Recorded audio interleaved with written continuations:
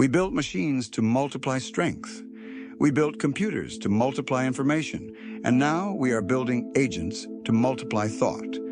Today, ambitious people are buried in noise, endless tabs, notifications, repetitive tasks. We move fast, but most of that movement is maintenance. Before we domesticated horses, we walked. When we mastered leverage, civilization expanded. Every leap forward came from one decision. Stop doing manually what systems can do better.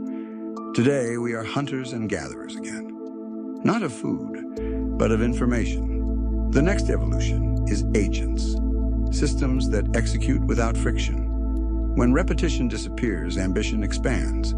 Operate higher, build your future. Impressive. Operate above manual.